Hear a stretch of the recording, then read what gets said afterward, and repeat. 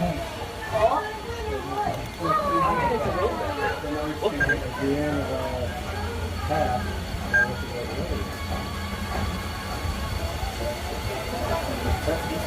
in just a few short moments, our locomotive will be running around our train on the siding. When it goes by, please be sure to give our engine crew a big wave and a cheers. They're up there working hard for you. On a hot summer day, we'll have to move over 140 degrees